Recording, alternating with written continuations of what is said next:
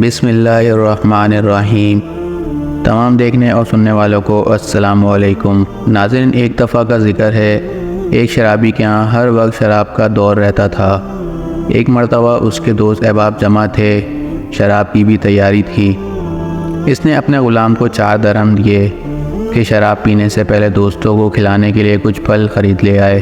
اتنے میں وہ غلام بازار جا رہا تھا کہ رستے میں حضرت منصور بن عمار بصری رحمۃ اللہ علیہ کے مجلس پر گزر ہوا۔ وہ کسی فقیر کے واسطے لوگوں سے کچھ مانگ رہے تھے اور فرما رہے تھے کہ جو شخص اس فقیر کو 4 درہم دے، میں اس کو 4 دعائیں دوں گا۔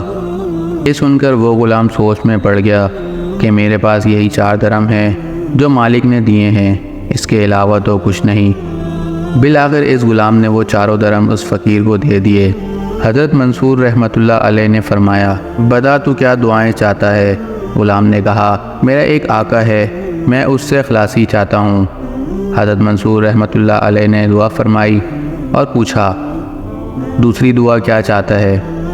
غلام نے کہا، مجھے ان درہموں کے بدلے کچھ مل جائے۔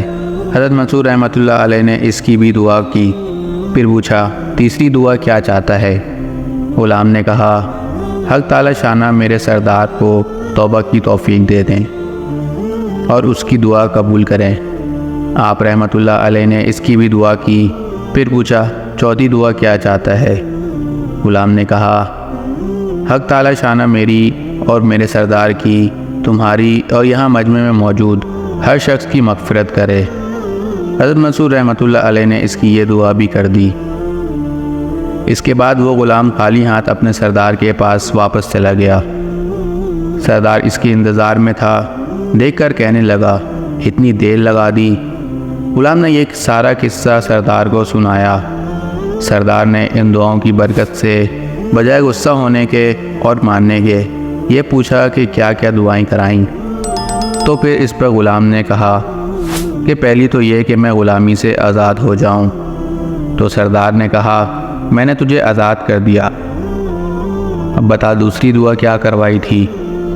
غلام نے کہا، مجھے ان درہموں کا بدل مل جائے۔ سردار نے کہا، جا میں تجھے اس کے بدلے 4000 درہم دیتا ہوں۔ تیسری کیا تھی؟ غلام نے کہا، حق تعالی شانہ تمہیں شراب وغیرہ فسق و فجور سے توبہ کی توفیق دے دیں۔ سردار نے کہا، میں نے اپنے سب گناہوں سے توبہ کر لی۔ چوتھی دعا کیا کرائی تھی؟ غلام نے کہا، حق تعالی شانہ میری، آپ کی، ان بزرگ کی اور سارے مجمع کی مغفرت فرما دے۔ سردار نے کہا کہ یہ میرے اختیار میں تو نہیں۔ یہ سن کے غلام واپس چلا جاتا ہے۔ رات کو جب سردار سو رہا تھا تو رات کو سردار کو خواب میں ایک آواز سنائی دی کہ جب تو نے وہ تینوں کام کر دیے جو تیرے اختیار میں تھے، تو کیا تیرا یہ خیال ہے کہ اللہ وہ کام نہیں کرے گا جس پر وہ قادر ہے؟ اللہ نے تیری اور اس غلام کی، منصور کی اور اس سارے مجمع کی مغفرت فرما دی ہے۔